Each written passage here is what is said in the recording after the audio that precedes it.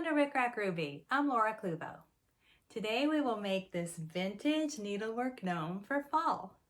It's fun and easy, so let's get started. Whenever I see a piece of vintage needlework at the thrift store, I just feel an obligation to rescue it. This one was folded up inside a baggie, hanging on a pegboard, and I just thought it might be something special. So I opened it up when I got home and I thought, wow, this is super cool. I can definitely do something with this, right? And this one, I think this is actually machine made, but I thought that was cute. And then I found this, this needlepoint.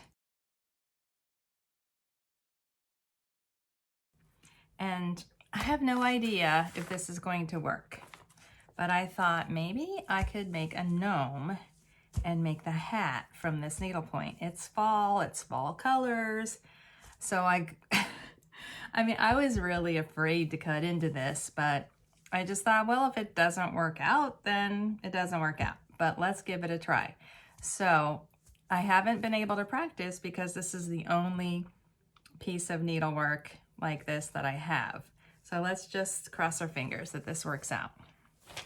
I've cut a 17-inch tall, 14-inch at the base triangle from a rust-colored piece of lamb's wool sweater. So I'm going to fold this. I have my trusty sewing machine to my right and my trusty glue gun to my left. I'm going to fold it in half, right sides together, and stitch up this long edge. Here we go. Now I'm going to trim the seam allowance, and I want to show you how, as I got to the ribbing, the bottom, I tapered off so that by the time I reached the hem, I was sewing more vertically. And then this is extra. Now I'll turn it right side out. I have a 17-inch tall paper mache cone. I got this from Hobby Lobby. Here we go. It was $5.99. See if I can show you that. There we go. It's $5.99 from Hobby Lobby. It's out with all the Christmas stuff. All right, so let's see how this fits.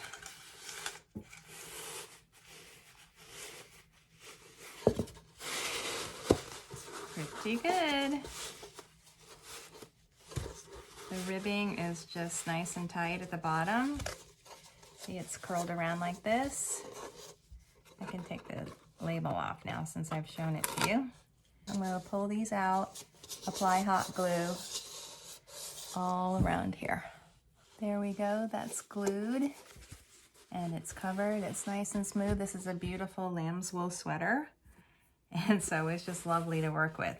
Now here's the part I'm nervous about. So I'm going to just treat this like fabric, but it's thick. So I'm hoping that I won't break a needle. And since I just, cut this, this is the back. You can see there's a lot of little edges of yarn that may come loose, and we'll just see how it goes. I did not break a needle, and my foot, my presser foot, I was afraid it might get caught in these extra yarn pieces, but it really didn't. So let's see. This was really dirty when I bought it, and I cleaned it. First, I just ran a lint roller over it to pull up all the dirtiness from the surface, but then I realized that wasn't really doing the job. You can see the original color here. And then I dry cleaned it. I just did the home dry clean, but that really helped. So I think this is about as clean as it's going to be. Let me turn it right side out. I turned it right side out. It was a little bit challenging, so I just used these scissors that have the rounded end and kind of just work the tip out with the scissors. It's not super pointy, but I think this is the best it's going to be because the needlepoint canvas is just so thick. I'll put the hat on, and I'll pull it on nice and snug, and then matching up the back seam right there. And then with a pin, I'm going to mark right here where the end of the hat reaches. And then with my glue gun, I'm just going to turn under the barest little edge just to sort of seal it. So I'm just going to run a little bit of glue along the edge and then press the raw edge into the glue.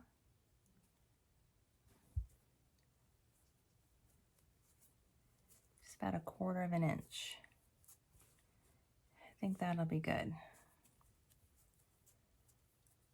So I'll work that all the way around.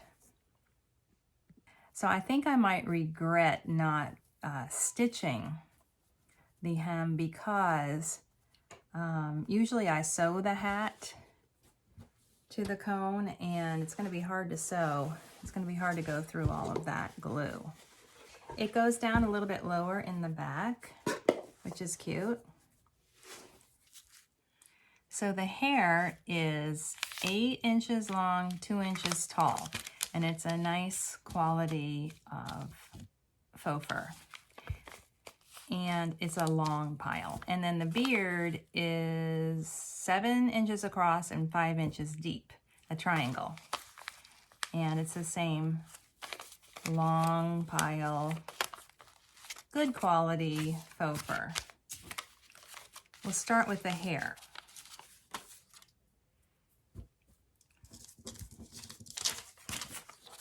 Keeping the nap down, which is pretty obvious, but I just want to point that out. And starting at the back of the cone, at the height where I placed that pin, that straight pin, maybe right about here, I'm going to start in the center of this piece of hair, and I'm going to put hot glue along the top edge right here on one side.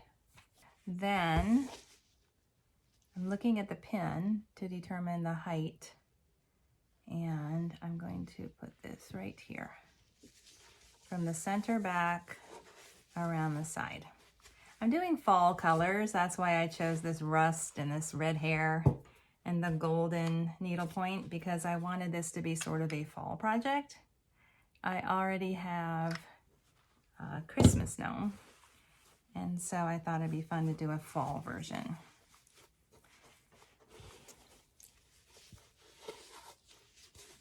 That looks good.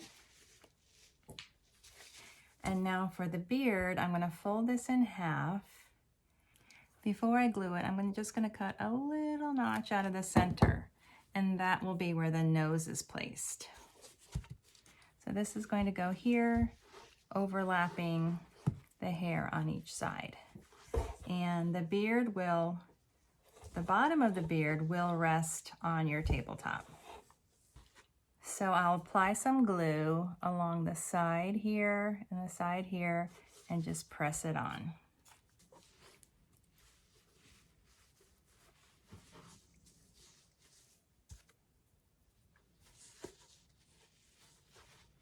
That looks good. Ideally, this little notch for the nose is directly opposite the back seam here. And I'll just turn it around so you can see how that looks. It looks really good. It's a nice quality fur. I might add a little glue and secure that to the front. Like this, maybe right here. There we go. Now the nose is one of these 1-inch split balls from Woodpile Fun. Before I glue it on, I'm going to add some blush. This is just Cosmetic blush from the dollar store, and it takes a little bit more than you would think. I don't like to get the blush on the surface, my working surface here, so I put down an index card or a paper plate or something before I do this, just to keep the blush off of my working surface. be very generous with the blush. There is a grain, there's a wood grain, and I like the grain of the wood to go vertically whenever I glue it to the front. It's hard to tell, but I think I see the wood grain going right like this. So I'll apply some glue to the back and place the nose right here in that little prepared. I used a generous amount of glue, and it goes right over the fur. Awesome. Now I will put the hat on.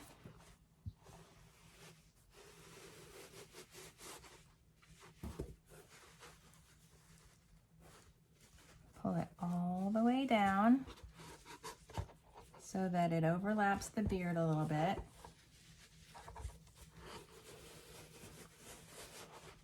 Good, and then I'm going to pin it and I'm going to stitch it. The hat is pinned, and I can tell it's going to be hard to sew through by hand, but I will give it a shot. I'm using my thimble and a nice sturdy thread, and I'm going to start at the center back and try not to catch any of the fur in my stitches.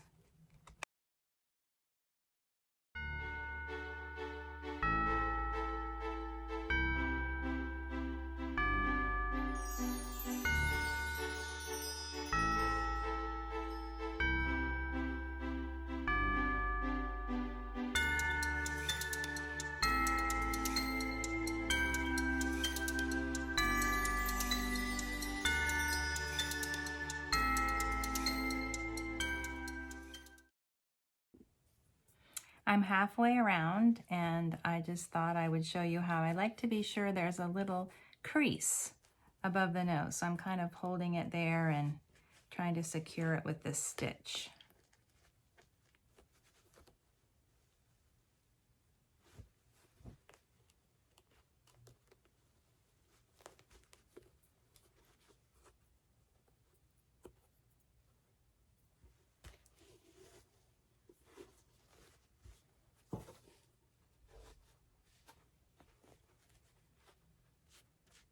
I think that's going to be good. Then I'm just going to keep stitching around to the back where I started. I've sewn around the entire edge of the hat, and while I was concerned about sewing through the glue, that really wasn't an issue because I'm sewing above, I'm sewing kind of high, and the tricky part actually was not getting the fur stuck in the stitches. I'll knot this off.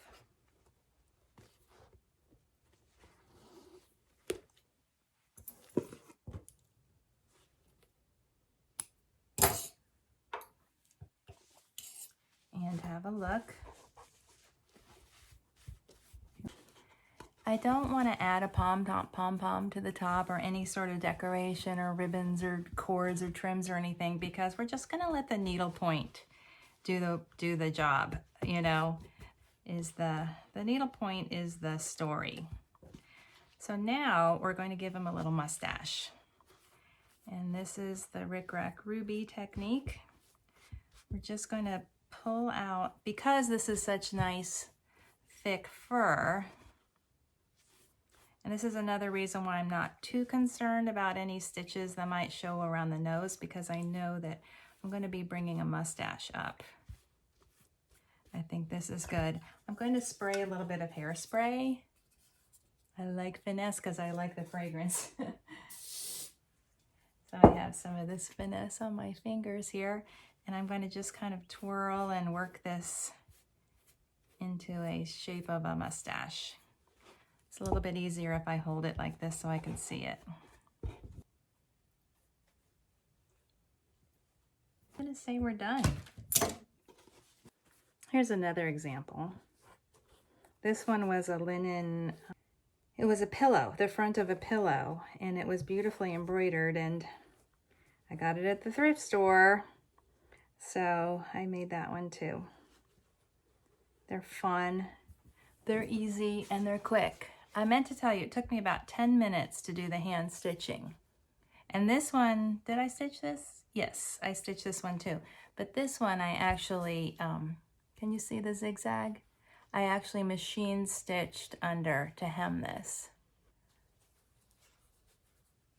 And then I stitched it by hand.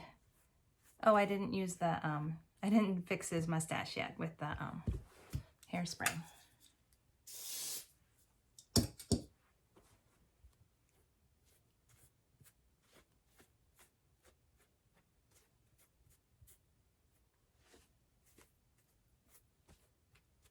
There we go.